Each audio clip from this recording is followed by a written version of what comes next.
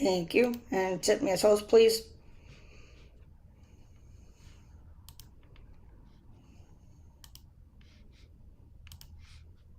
Thank you.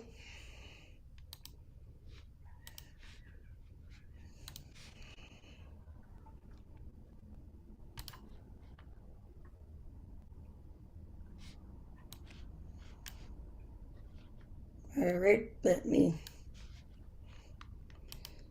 All right, why did this stop sharing?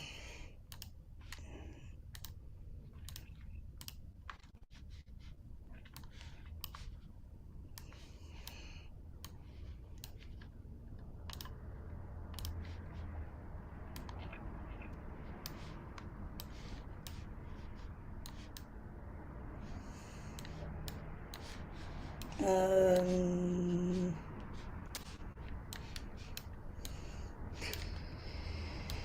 all right, goody. Can you hear me? Yeah. Hi, Sabrina. Hi. Hi, Kurt. How are you doing? Why is Doing good. Ready for hour.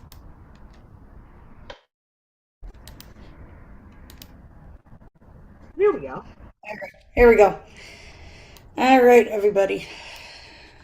We are set here.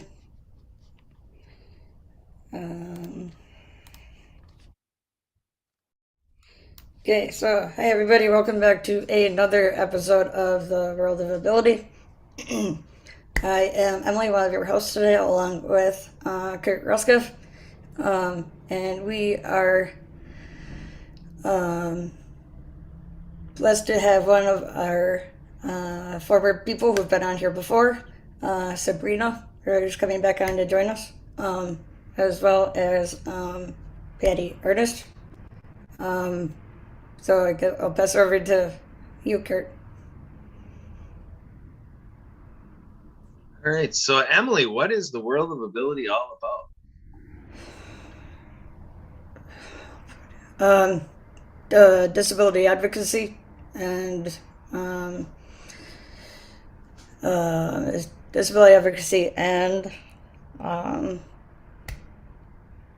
being able to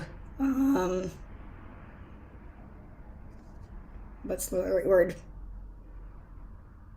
Give the perspective of life from the perspective of people with disabilities. So, Emily, why is that important?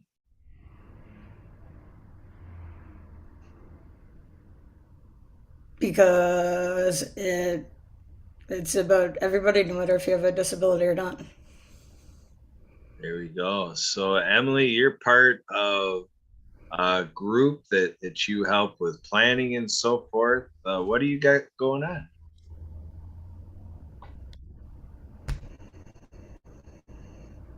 I am a part of the Autism Society, South Central Wisconsin, planning a autism conference that is going to be November 5th on Zoom. And everybody is welcome to join that, attend that. Just let me know if anybody is interested. All right. So, Emily, what is it that you have planned for today? Sabrina has been on here before. She's coming back. We have the next 50 some minutes to really take this show and light it up and really get people captivated in what we're all covering. So, what's on the agenda today? Well, Sabrina, maybe you could give maybe a brief, I don't know if we call it a refresher, a brief whatever of kind of what you, do, who you are, what you do. I Maybe will. talk a little more about your, go into a little more about your book and a few other things. Okay. Thank you so much, Emily, for inviting me and Kurt and having me be here today. Your hosts are absolutely fabulous. I'm so proud of Emily because I watched Emily through the HNP network. She's a co-host. And I watched her start off by barely saying a couple of words. And now Emily is out here hosting the podcast. She is doing the thing, as we like to say. So, Emily, I wanted to take a section. Let's try that again. I want to take a section to celebrate you. I totally respect you and applaud you for pushing through, like all of us need to do. And Kurt, thanks for being consistent in Kurt and I talked, I don't know, it was in 2020 when we met, or 2019 or something like that. And Kurt shared his passion with me for the complete community. And I was like, way to go, Kurt. I like it. High five. And he followed through on that passion. And that's why we're here today with the podcast. So I'm glad each and every one of you are joining us today, listening in. We help you in our community. We help you look good and feel good as you explore the world. And exploring the world gives each of us a different perspective. We have a way to look at the world from a different point of view that we didn't see before. And that's highly valuable. I think that a lot of the challenges and problems that we have in this society could be eliminated when we open our hearts, minds to other cultures and get to see people for who they really are. So Emily had mentioned earlier that I'd written a book. I co-authored a book with a 7-figure income earner, Matt Morris. Through that opportunity, I have another secret. Starting September of 2022, we are going to be releasing a second book. This book is done with a different group of women and a gentleman.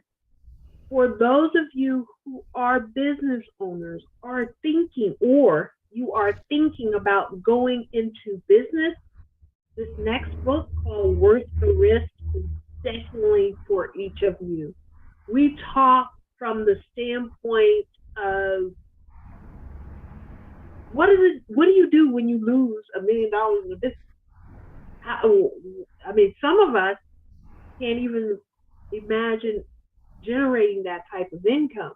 So we have different women in our group that co-author the book that talks about the challenges of business and how do you overcome those business challenges through your successes, through your failures. We have women who started their favorite business and then they lost it all in a year. How do you get past that? So we take a Christian perspective. We take one of my favorite passages of the Bible and we talk about the business benefit through that passage, doing business God's way, in essence. So I'm looking forward to sharing more about that in the future as well. Awesome. Yeah, Kurt, comments? Well, Emily, can you let us know, how do we get this book? I know there's 2 of them, but the one's in release, but there's the first one we talked about. How do we get it in? I believe it's on Amazon, right, Sabrina? Or is it other Yes. places too? Well, the very first book is on Amazon. The second book, I will send you a link to order that book. We are self-publishing that particular book, so we're taking a different approach this time around. Oh, okay. Anything else, Kurt? Emily, what's the name of the book? It's called Worth the Risk. What's the risk? All right. Worth, W-O, oh, let's try that again. What's the worth? Yes, Worth the Risk. Worth the risk. So we look up Worth the Risk on Amazon. Yeah. And it's not out there yet. I'm giving you guys it's going to be launched September 22nd of 2022. So that's just in like a few days. Yes, a couple of days. So remind me, what's the name of the first book? The first book is called Limitless Success with Okay. Sabrina Morris, and that one is on Amazon now. Okay.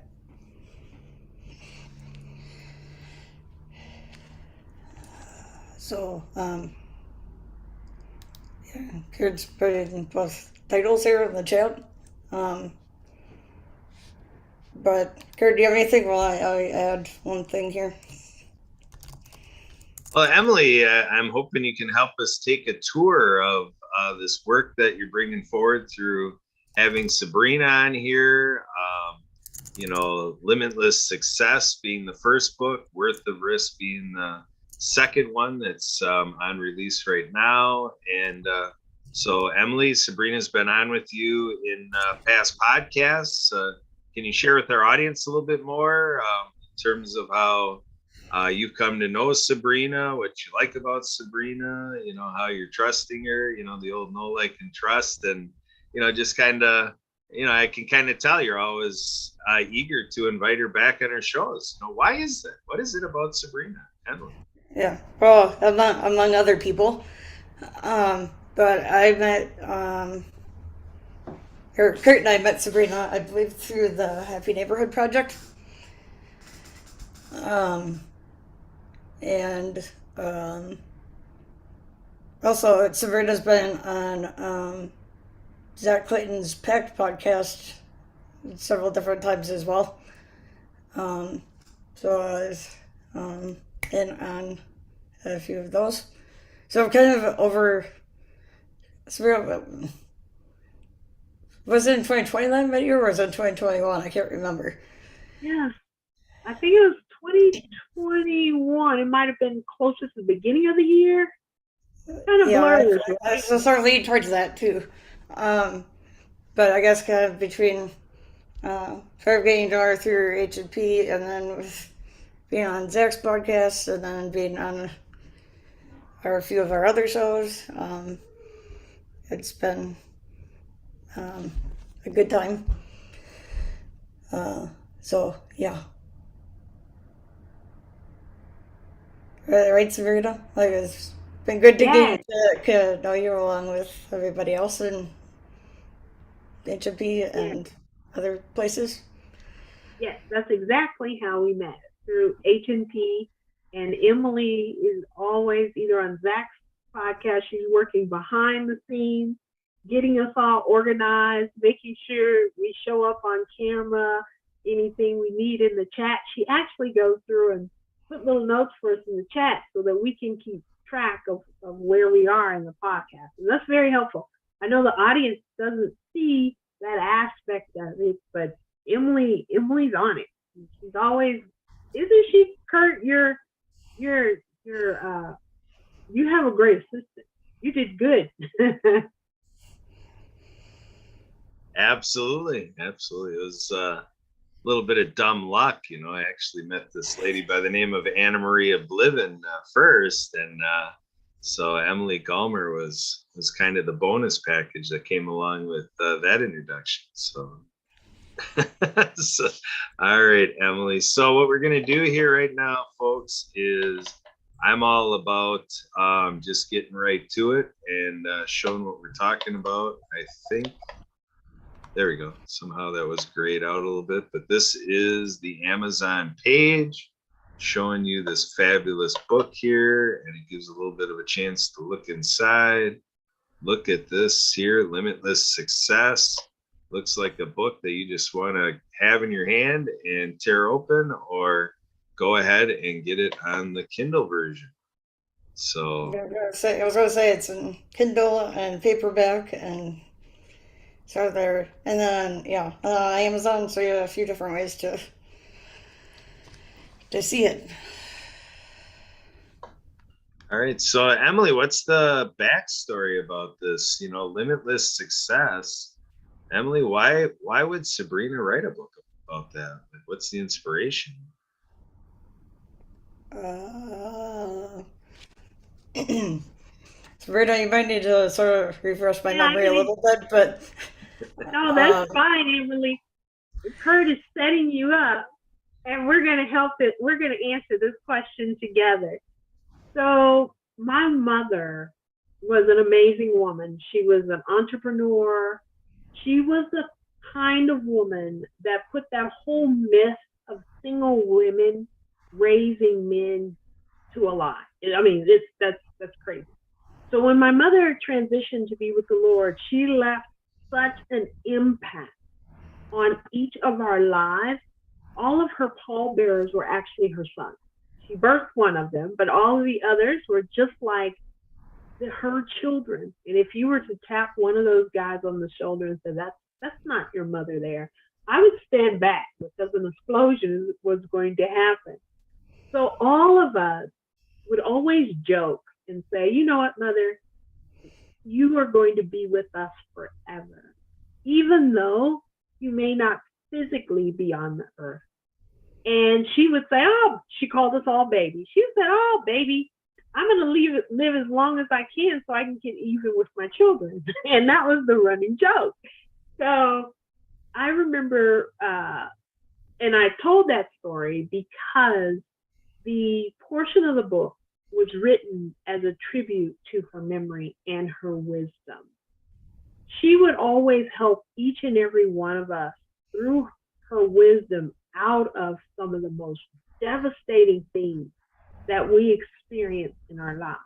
And I know each of us that are here today listening or even on replay can think back at a point in their life where you hit what's considered rock bottom. And rock bottom can only be defined by you. No one else can say, oh, that's not a big issue. If it's a big deal to you, it's a big deal to you. How do you get past? What do you do when everything looks so bleak you don't know where to turn or who to talk to? Or so my mother was that voice, and she's still that voice even though she's not here. All of us were right. We still hear her voice.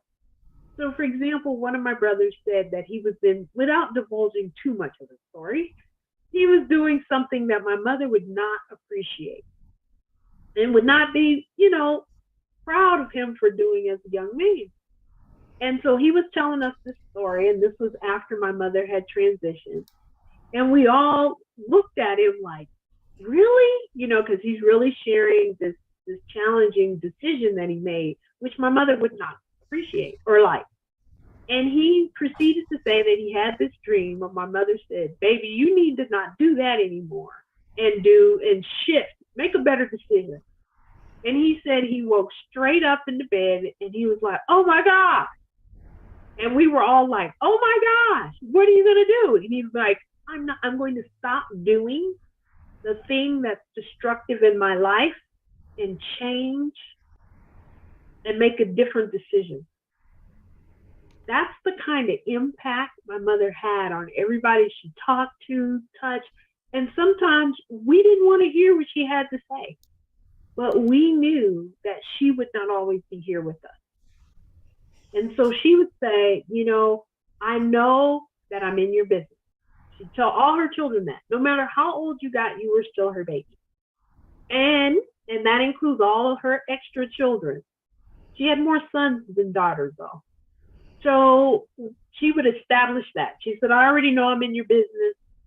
So now that that's out of the way, because God holds me into account or holds her, she always said God holds her accountable for being our mother first, then our friend later.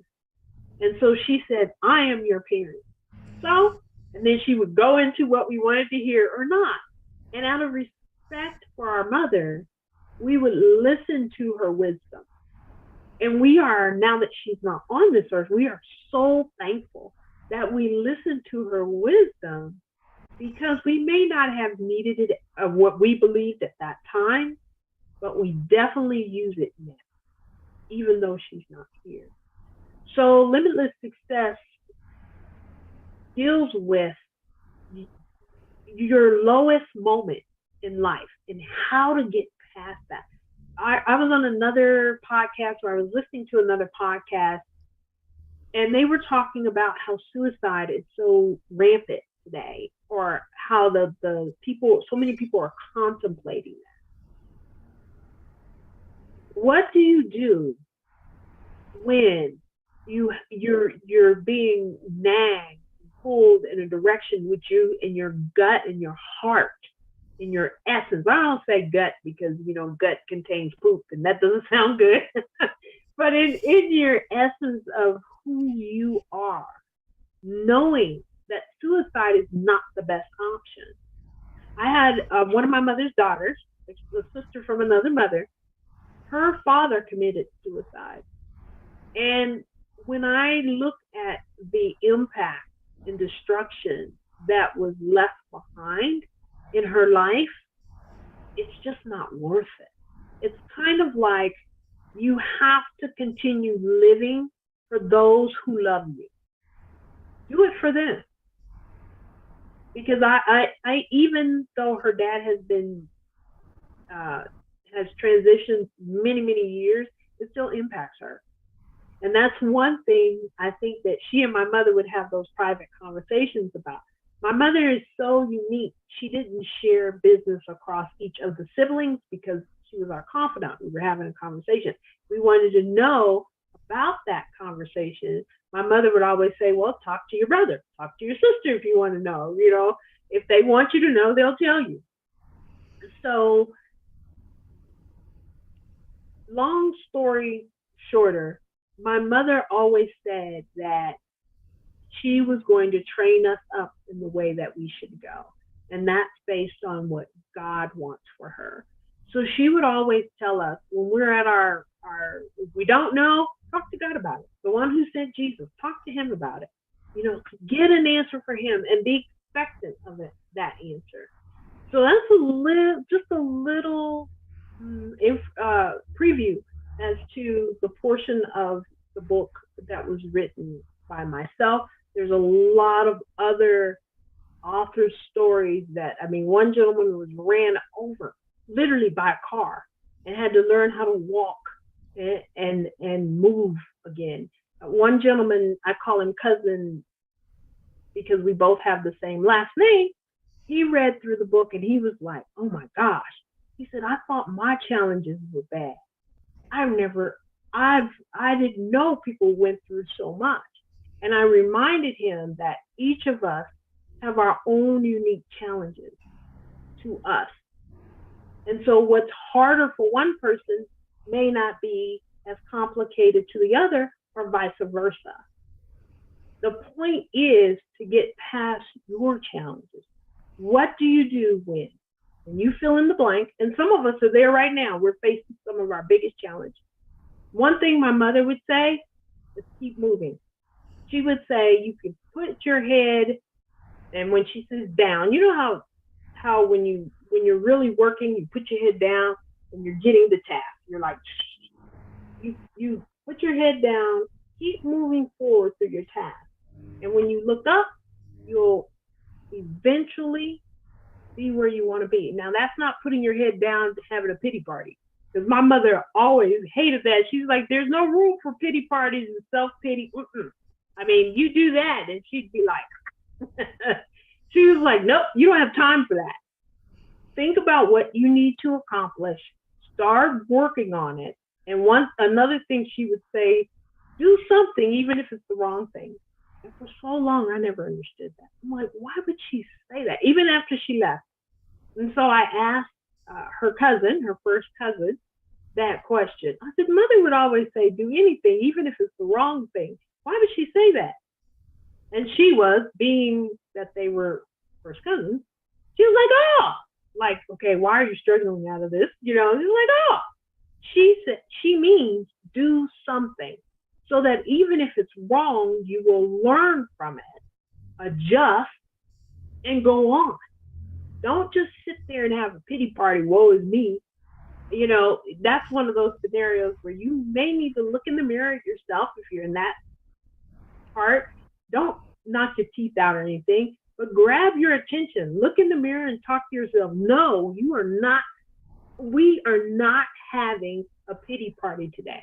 We need to do these things. And if you're not sure what they are, pick up a pen, get a journal, and start. Okay, number one, even if it's basic, and you're just sleeping so much and you can't wake up. Maybe it's, okay, set an alarm after 6 hours of sleep or 7 hours. Well, you're supposed to get 8 at least. Don't quote me on that. That's a doctor thing. But if you know your body, so let's say you say, okay, I want to get at least 8 to 12 hours of sleep or 8 hours. Okay. So then you write down 8 hours and maybe you say, okay, I set an alarm. There's no such thing as too basic. It's whatever you need to get you from point A to point B, and that's different for each person. That makes sense. Mm-hmm. Kurt, I'd like to get her input about what's been going on with me lately. All right. Well, Sabrina, are you ready if we open up a can of worms? Sure. All right. All right, Patty, take it away. So, Kurt, you go ahead because you do a better job of describing it. Well, maybe that's because I know how to make things dramatic, but what we have here, Sabrina, is a story about, living in 2022, and you go just a few months back to June, and Patty here is living away her life, like you're a lifestyle promoter, and so she's building her lifestyle the way she knew it in June, and then coming into July, lo and behold, what happens is Patty gets to answer the door, and who's there but the police? So Patty is taken into custody, whisked away to a mental hospital, and transferred to various clinics, forced to take pharmaceutical medication, and proceeded through court hearings, seeing judges, seeing or hearing about psychiatrists that are driving all this. So 3 psychiatrists, driving all of this, that Patty is under this, classification of severely mentally ill. And so they grab at an Arizona law that dictates that Patty doesn't have a choice about any of this, and it's like martial law, type of thing, you just got to do it because the government says so. And, where does this stem from? It stems from Patty has on a day where she needed to let off some steam, and she has a roommate. So the roommate is looking at this and having whatever their uncomfortability is with this, and reaches out to law enforcement to say, pretty much like, take care of Patty, like get her out of here. And, she can't have a choice. So because a roommate is saying that this is the way it's got to be for Patty, now all of a sudden the government is following suit, and Patty is like a prisoner in her own house, and like a prisoner as far as her own body, because these drugs have to pump through her veins without her say so. And, Patty is thrown into this tangled web, and like just really in dismay about how she doesn't know what's going on. It's like it's seriously that she's not living her own life. It's like, whose life was I thrust into? Yeah, and it all stems from a restraining order.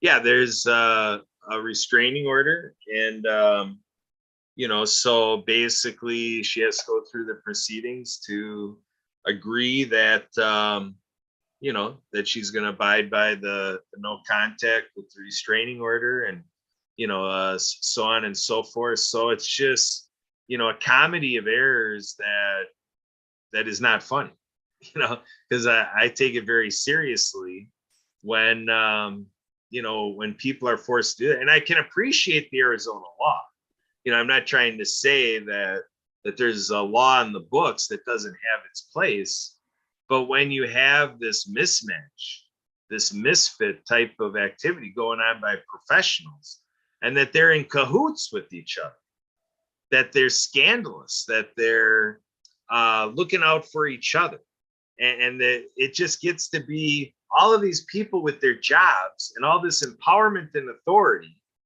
take somebody like Patty and make her their victim. So Patty is going through a victimology and a victimization, and there's a stigma that comes with it. Not that there should be a stigma, not because she's got the title severely mentally ill. It's just that it's like they look at Patty that it's more of she just has to do what they tell them. See, and I shared this with Patty that I understand a sliver of that position. I'm not going to claim to, as much as I know from what Patty has shared about her circumstances, I honestly still cannot relate. I mean, it's like so bizarre. We're talking about taking this to Hollywood, putting it on the silver screen. I mean, this needs to be available on Netflix and Amazon Prime. And, this to me is going to get out because this is just not humane. It's inhumane. And it's not over yet. Yeah. And this could be going on for another year, Sabrina, for all Patty is to know. And so Patty is like fighting for her life right now. And she's worked with Emily here. You talk about the amazing Emily. And, so Emily's got a spreadsheet going of over 50 contacts right now. And there's only one person, just one, and in the recent week, finally stepped up and shows the ethics, the integrity, the ethos, to say that somebody is at least in the right direction, to really look at Patty and to say, what's going on here? How does it serve Patty the best? Sure, consider the public. Sure, consider Patty's roommate. We're not saying disregard the roommate's concerns. We're not looking to disregard the government's responsibility to look out for the best interests of the public. But to me, this is just a perverse, use of authority and application of law. And to me, I'm seeing before Patty's done with this, a whole lot of people going to be in a whole lot of trouble because I don't see any other way about it. So that's what Sabrina, that's what Patty wanted you to know about. So Patty, I'll take it back to you. Is there another chunk of the story that you want to make sure Sabrina has, or is that the rendition? You have it. You have it right. Yeah. Yes. So Sabrina, I know you're getting kind of, the slanted version from where Patty sits versus these psychiatrists or the judges or the attorneys or, the independent living center or this or that or the other thing. But just based on our biased version, what are your thoughts about this? What strikes you as I tell the story? Well, you know what? I have a quick question for you, Patty. Was the restraining order done before or after? Where does the restraining order come into the process? Before. It was before. Before all of this happened. Yeah, it's what started this whole process. Oh, okay. So without knowing more about the restraining order, because I know restraining orders you can get in a lot of trouble if you go around someone or be close to someone that has a restraining order, and things can get twisted. So one thing I can tell you, Patty, too, there's a lot of injustice that's done in the system. I know there's a lot of people that trust the government. They trust this, they trust that. That's an individual thing. I won't talk about that right now because you probably get a little bit of my bias on that aspect. The thing that I would recommend you do is, I know it's kind of like I can't imagine. Like my brain is like I can't imagine in my mind's eye what you're going through at all. The only thing that I can come up with that's similar, my sister, she helps. I'm going to introduce you to my sister as well because she helps. She's not an attorney, anything like that. She belongs to a nonprofit organization that helps individuals navigate these systems of injustice. I'm putting the word injustice, right? Like, for example, she's working with the one gentleman, which I'm not going to say his name or anything like that. Even if I had it, I'd probably forget it in the moment. He has been locked up in prison on an accusation with no bail, no anything, and they're keeping him in prison. This sounds very similar. Your situation is from a medical standpoint. They're locking you up. They're poisoning your system. They're putting drugs in your body. You don't get a chance to make a decision for you. That's unfair in my brain, because you should have a right to make your own decision. Now, I don't know if you violated a restraining order or somebody else did that started down this path. My mother would always say, you can learn from anything, even if it's what not to do. So if there was someone that placed a restraining order on you, or you had one on them, and then you called the police to come and get those people away from you and everything was switched back to you, is that what happened? No, not exactly, no. Do you mind sharing what happened, or is that too personal to go into on the show? Well, the thing that helps sort it out is it's two separate things. The person who applied the restraining order, as another set of, opportunities that have been had to, just resolve this in some other non-legal way. But this is the way that person has chosen to act, is with a restraining order. The roommate, more was just, calling out to have Patty dealt with because of that one moment and that one day, and then just getting fired up to just really, I don't know if it's about proving to Patty that, that a certain action or behavior is not going to be tolerated, or kind of what really flared this to really go reach out to the long arm of the law. But and then really just, to me, manipulating the system to get what you want, and so it's just bizarre to me that we have a society that I can see starting down that path, that I can see, but that it gets before a judge, and then the way the paperwork is written up, that obviously the write-up is biased, because it's fraud, really. To me, it's fraudulent to be able to know you're sitting in the court of law and be able to put this before a judge who is going off of that documentation and making a decision that reigns over Patty's days, and that it's a complete misrepresentation. One of Patty's concerns is the public defender. Kind of like you can imagine. I mean, I think people aren't amazed when a public defender is not up to snuff or not really meeting expectation, but that's kind of what we have here, is a public defender just turning that wheel and not really looking at it to say, how can we correct, the course that this is being taken down in the court system, and just really just collecting another check.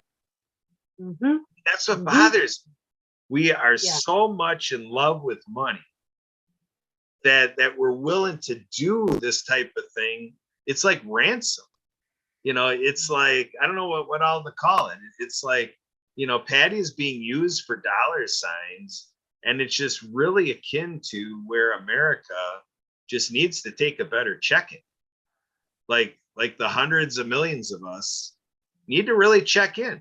Like, if you look at the last decade of our politics and, bogus like this, we all need to take a check-in. We like to dump it off on Congress and all that, but to really look at it, it is a representative body. And to me, I think that that's what scares us.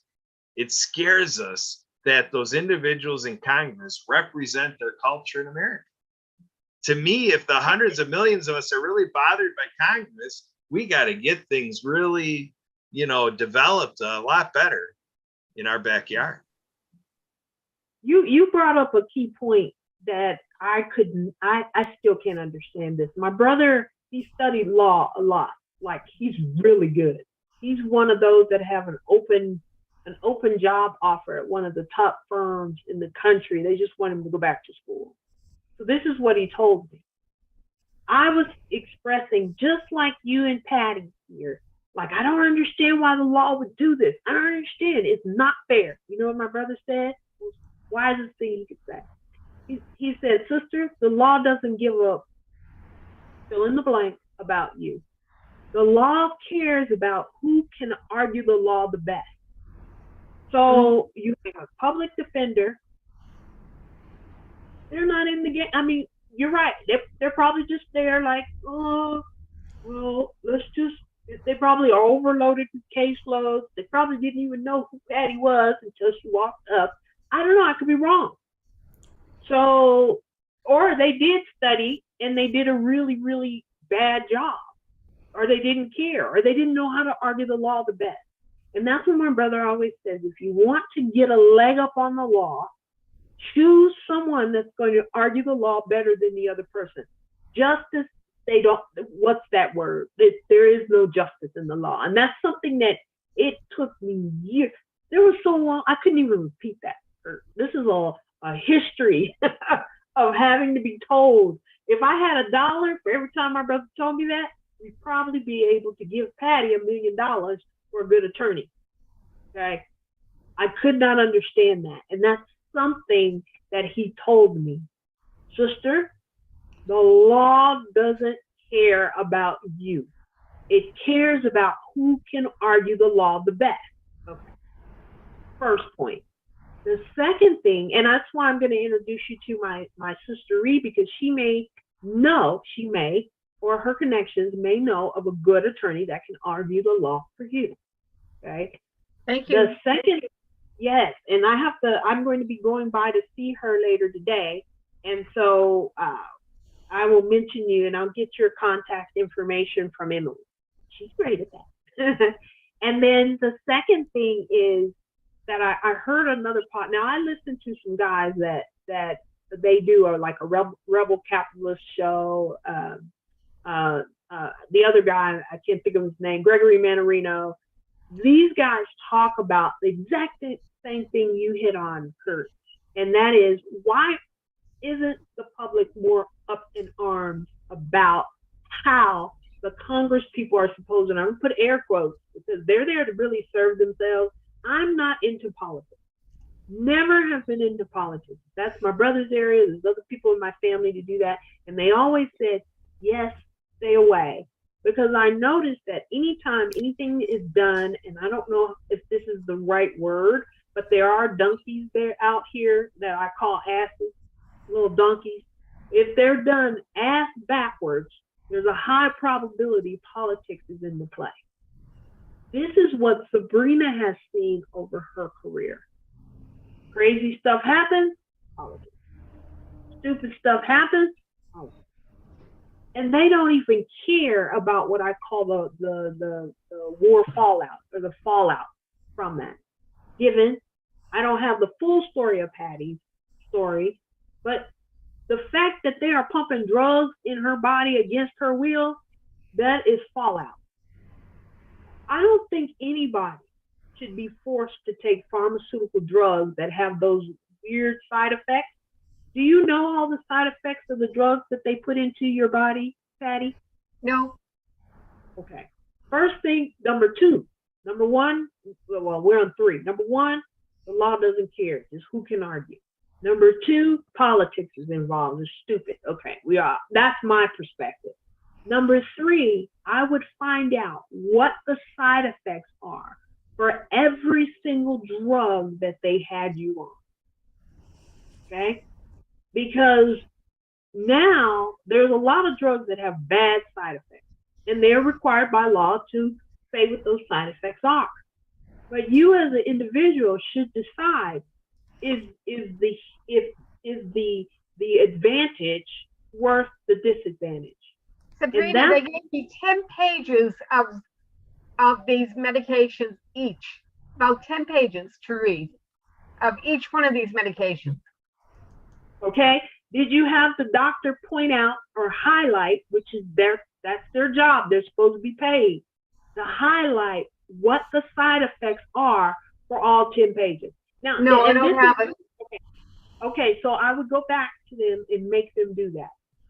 I would say, look, you need to tell me what the side effects, or just go out and do your research, or call the company and find out what those side effects are and document those side effects. Okay, because you need to be aware of the consequences of the drugs that were pumped into your system. Okay? That would be the other thing I would recommend you do. And if you see a side effect that you are not comfortable with, I would be all up and like, nope, I'm not doing that. I do not want to have whatever side effect is in there. Figure it out. If they're going to force you to take a drug, then they, at a minimum, should allow you to choose the drug with no side effects that works best for your body. Okay. I also met another lady, and I don't know if she still does this or not, but they do testing on DNA testing, and based on your DNA type, you can get a list of all of the drugs that your body will not take, that totally will reject because of your DNA. It's like they do a DNA test. Let's see if I get this right. They do a DNA test, and it'll tell you any drug that you're allergic to. Like, it'll say, don't put this in them, don't put that in them, you can't take this or that. Because a lot of us don't know. And by law, when they check you in, I say by law because, I'm not the best at the law. We've already established that a million times. My brother had to explain to me the basic legal principles. So they are supposed to document anything that you're allergic to. And if you're allergic to something, you're not supposed to take the drug that causes that allergen. Okay, so that would be the other thing, Patty. Find out the side effects to those drugs, because you don't want to have any additional symptoms or problems because of a drug you took. That makes no sense. And a drug that you didn't get a chance to really make a decision because they gave you 10 pages to read. If you were all that, and I'm going to use this word crazy, why would they think you would be able to read 10 pages of drug material? The way people think from a logical perspective makes no sense. They should have taken extra time, given the so-called situation, and really explained everything to you. They didn't. Okay, that's another thing.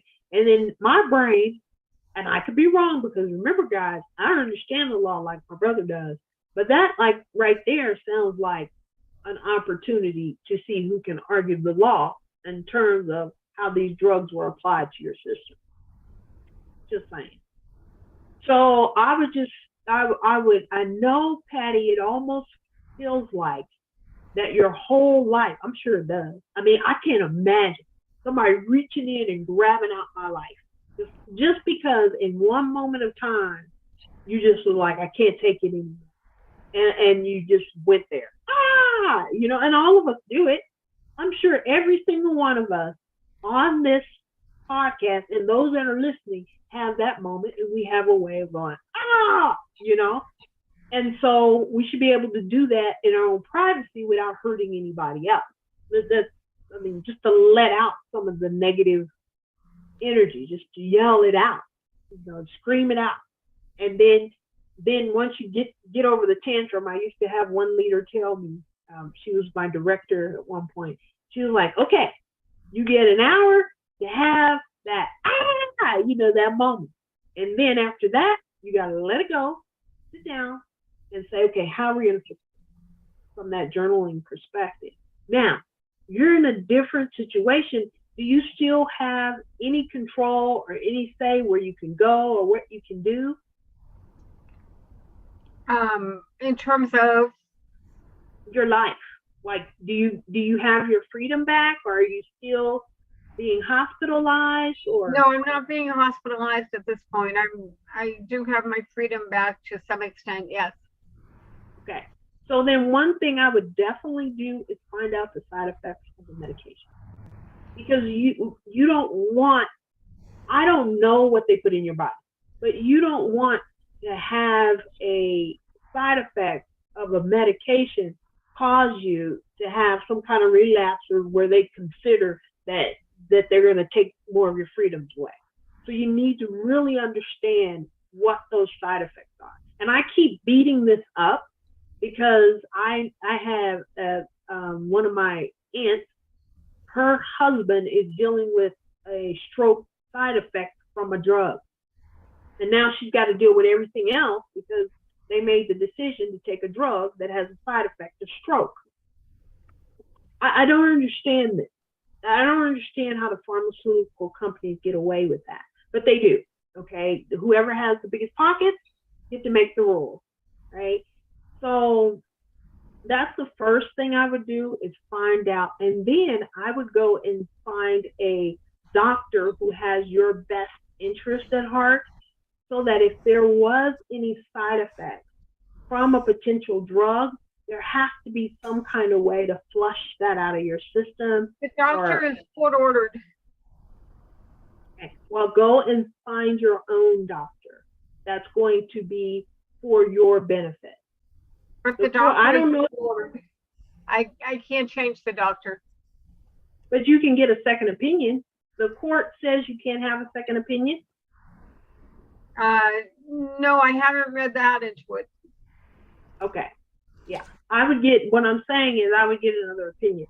I learned in life that there's three, I can't think of the third, but there's two professions whereby when I pull somebody that's on the medical side or the attorney side, I will fire them quickly because their niche is too life impactful, if you will.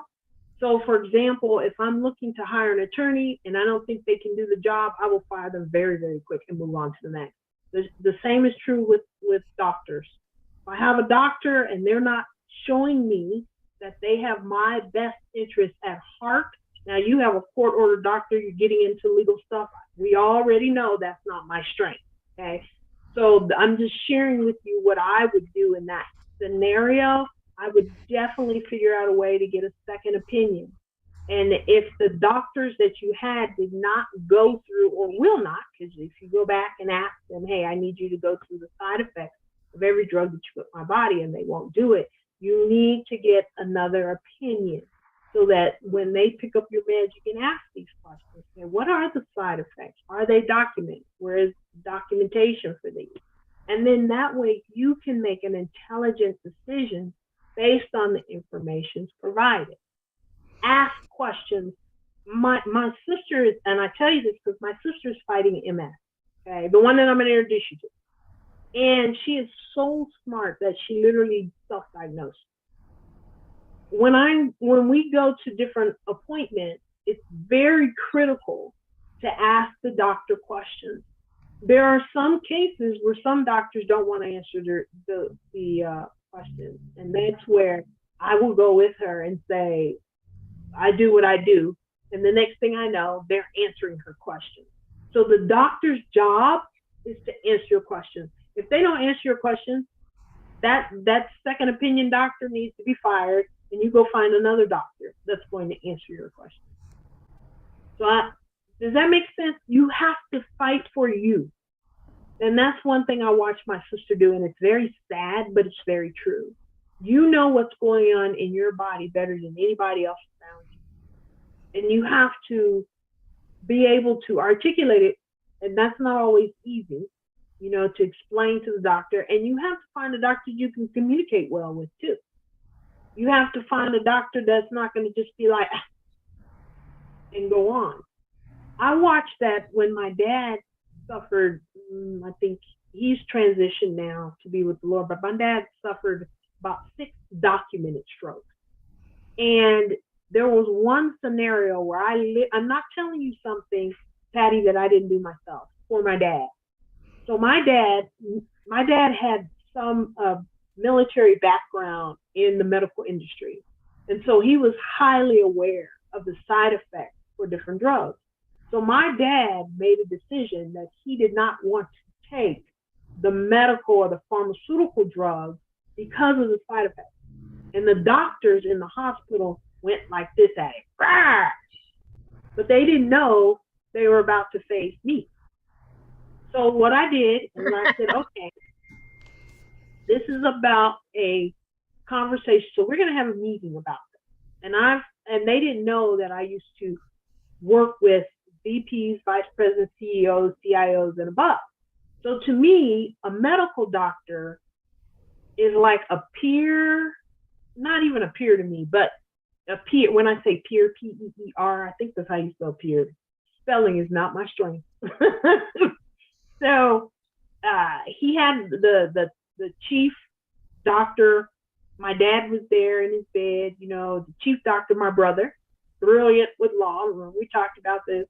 My brother was there, I was there, and his head nurse, another assistant, and this main doctor. And so we're having this conversation, and the doctor decides, because he's the doctor, he's going to start yelling at me. Now, I don't know if you can tell, but I have a very loud voice, and I'm controlling my pitch and tone on purpose because my mic it'll be blown out. So when I'm telling you this story to give you an example that you have to stand up for yourself. Or in my case, I had to stand up for my dad. Now my brother is also in the room.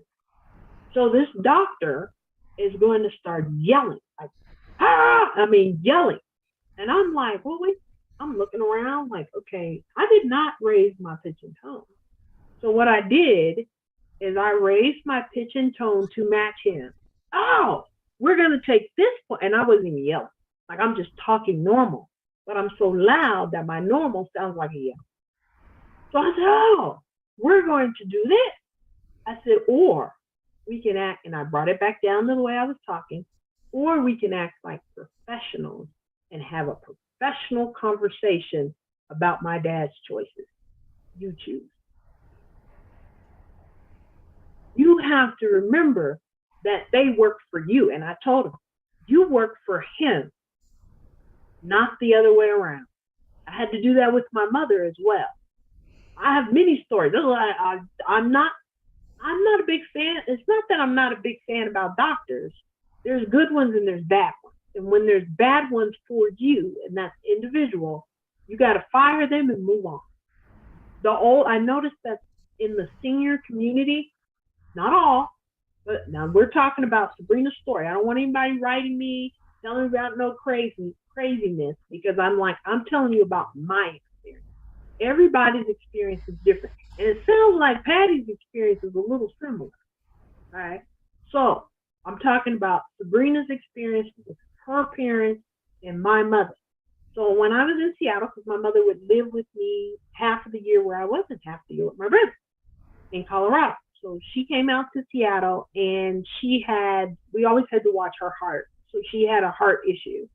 So we took her to a specialist. I faxed over all the paperwork, did all this work, because they were on the old school system where you had to fax and email stuff. This is ridiculous. So then I get there and I walk in there, and I had to really calm down because I also have a background in lean.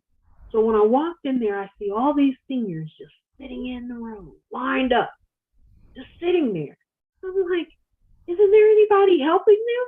This is not even good business. You can't even project your own flow to get enough people to doctors in this team to handle people so they're not sitting there all day. They have other things they could be doing. So what I did was I talked to the lady, and I don't remember what I said. So I have to go back to what my mother said I said, because I don't remember. She said in a nutshell, I had told them they were all incompetent. I didn't use that word, but I just said that. They were all incompetent, and that my mother did not need to be there, And I called the doctor out to the front to talk to me. And I told him that each one of these people, and she said, I pointed to other people in the room. I don't remember doing all this. I just remember that I was very upset at how the medical system was treating the seniors. So she said, I pointed to everybody in the room and said that, my mother didn't have to take this. She didn't have to be treated that way because she was my mother. And that doctor needed to remember these people he works for them, not the other way around. And he needs to run his business in a manner such that it's reflected in that avenue. And so I took my mother out of there and I arranged for her to have a specialist and blah, blah, blah, blah. Went down a whole different path. But I noticed that in the medical community, you have to fight for you. And I hope and pray in that moment of me saying stuff I don't remember I said because I went angry, that it helped some senior that was sitting there that didn't have anybody to fight for them. So you've got to fight for you, Patty. You have to. And that includes with the doctor. You have a doctor that doesn't provide the service you need, guess what you get to do? You get to find another one. Now, the court order one, I don't know how to circumvent coming from a different perspective and saying, okay, this guy is not meeting my needs. How do I get another one? I don't know. But in the interim, if it doesn't say that you can have a second opinion, go for a second opinion and keep going for that second opinion until you find someone that has Patty's best interest, literally, at heart. Does that make sense? Yeah, I think my doctor pretty well does have my best interest at heart.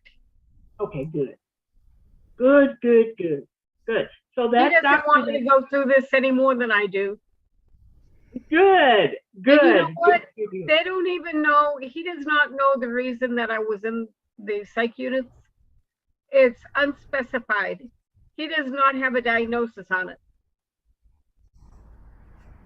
Like I said, like my brother taught me, you need someone that can argue the law the best,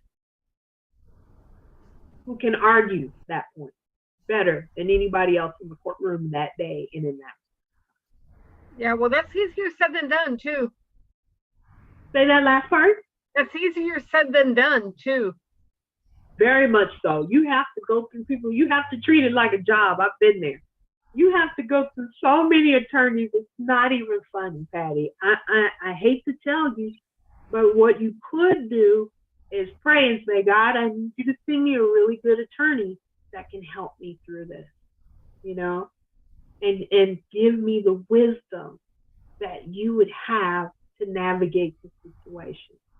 The public defender did nothing. In fact, I didn't even meet with him the day before. He just showed up at court, and really at the meeting, and it actually, a commission meeting, it actually sounded like he was defending the other side. I'm not surprised. That's sad. My sister will have more insight to that than I will. She'll have a better, more intelligent response than what I would want to make.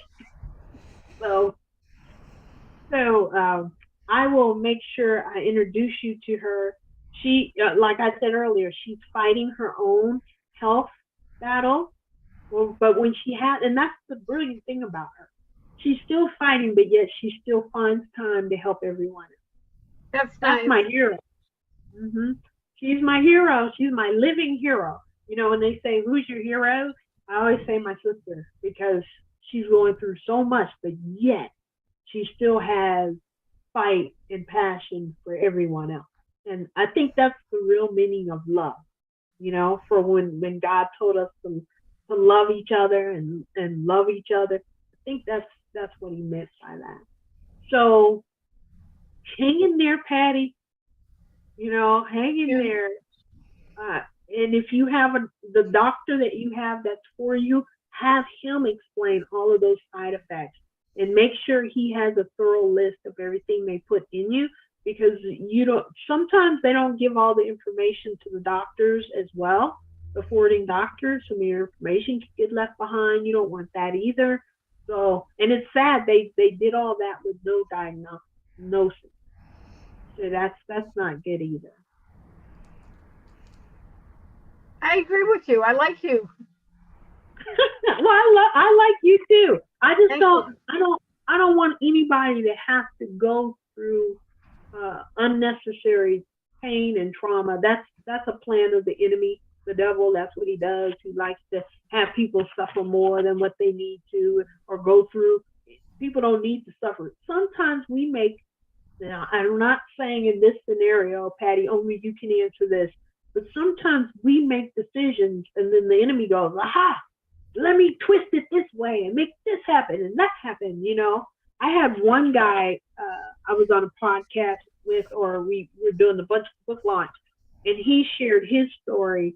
He had a background in law enforcement, so he likes nice cars, and he was driving across country, and the police decided to arrest him face down on the sidewalk because of what he was driving and falsely accuse him of doing drugs.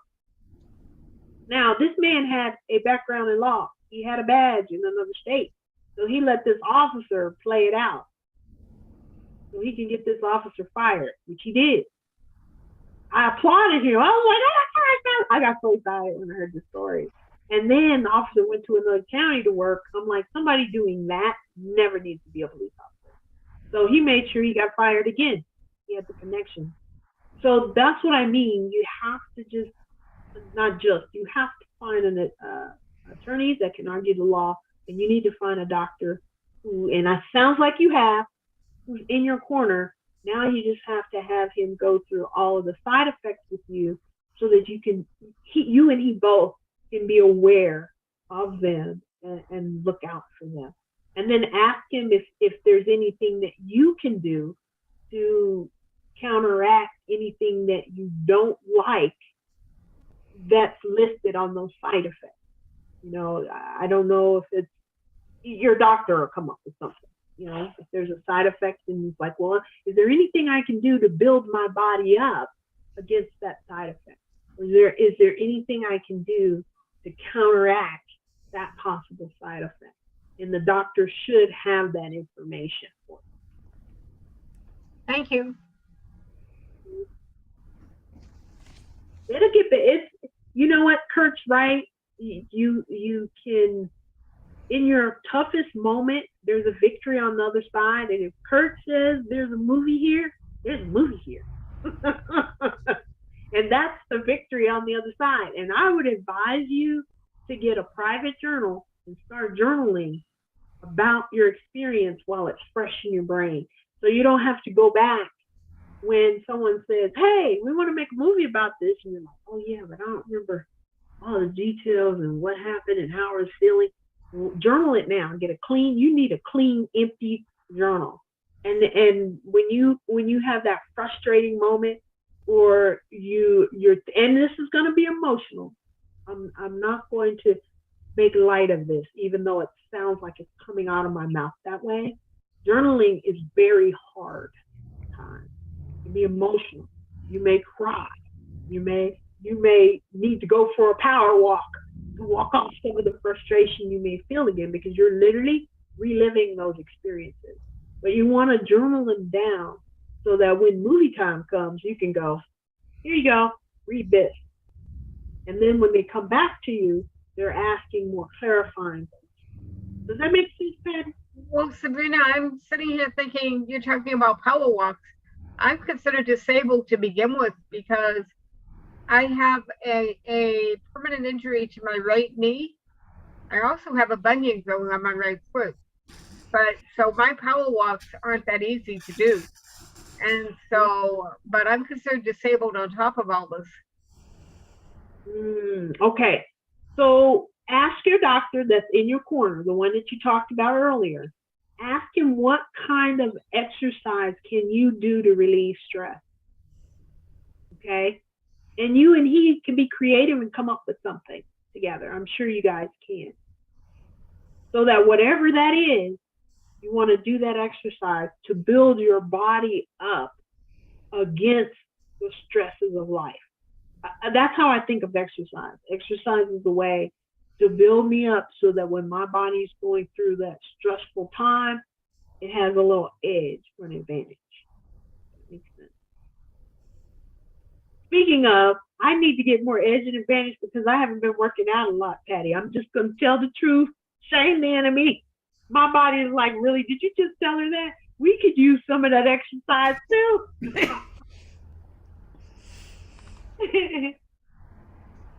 So I'm glad, Patty, that you have a doctor in your corner. Now we have to get you somebody who's good at arguing the law. Yes, definitely. Okay. So I'm going to introduce you to Ree. I'm going to tell her I'm going to go by her house a little later today because she's dealing with a lot. That's why I was a little late today because we had a family emergency conversation and I knew I might be a little late. But I'm going to go by, talk to her, and get her aware that you will be, the two of you will be talking together. Thank you very much. Sure. I would like to bring Kurt into that discussion too. He is so very well versed at knowing the vocal part of things. He is my voice. You know, I'm glad he's on board because he's a great advocate. Mm-hmm. Mm-hmm. Yeah, when I first met Kurt, he told me that was his passion, and here we are now on the podcast. So he's moving toward his passion, which is huge. A lot of people don't. Yeah, he's definitely on board with all of this, and I don't mind him sharing confidential information. I don't mind giving him confidential information because he knows exactly how to use it and how to store it. So, and Emily does her best. Right now, she's not talking with me real well, but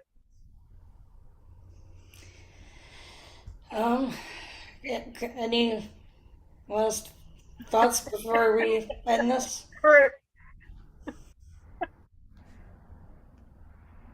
Because we are at our time of ending the podcast. I appreciate your help, Sabrina. Sure. And hang in there, like my mother would say. Hang in there, get your journal out. I'm telling you about the journal part. She would say, hang in there, it'll get better. Get your journal out, start journaling, your thoughts, your ideas, your strategies, anything that comes to mind, the story itself. And I think Ree may or may not tell you that it's helpful to have it so that when you have to reaccount it for the attorney, it's already written down. You don't have to you know what I'm saying? I'm not real good at journaling, but maybe Kurt can help me with some of that. Emily is good at writing, so maybe she can come up with some of it. Well, a little bit, but journaling can also be a very, very personal thing too. Exactly. And that's what we want is Emily hit the nail on the head. That's what we want is the personal aspect of it. So only you can write certain aspects of your story better than any one of us here. And that's why you want to journal. I wonder who the Zoom user is who says, "Hola, I'm at hair salon." That's Marianne of Waikiki.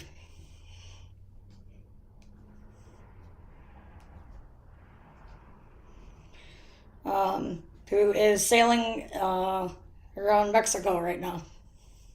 Nice. But Kurt, any last thoughts? Wow. This was quite the show. So thanks for doing it for us, Sabrina and Patty.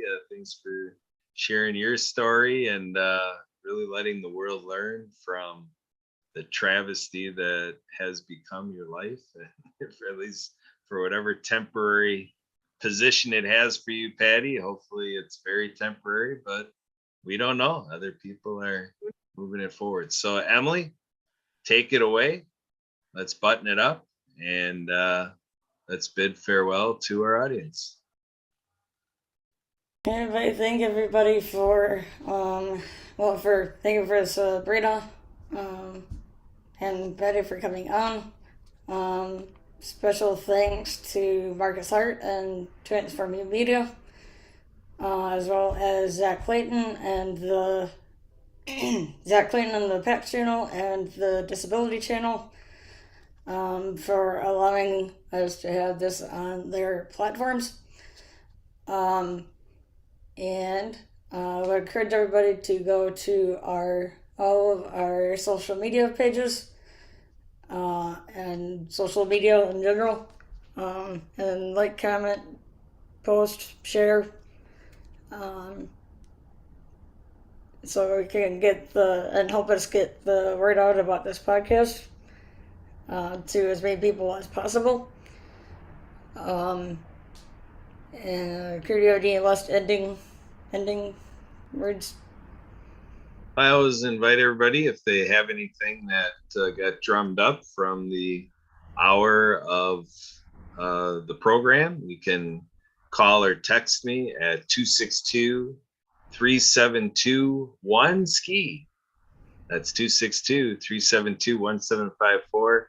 And the email address from our radio show Wednesdays is at 8:30 is abilitymkenow@gmail.com. So yeah, And that is 8:30 Eastern. Yeah, 7:30 Central out of Milwaukee. And so with that, keep in touch with us through social media, phone, call, or text, email. Keep in touch. Let's keep the conversation going. Back to you, Emily. Yeah, good. Thank you, everybody. And we're here every Saturday at 3 Eastern. So we'd love for everybody to come on and join us. So please contact me in order to join us on any one of our several shows that we have. So until next time, everybody stay happy and stay healthy.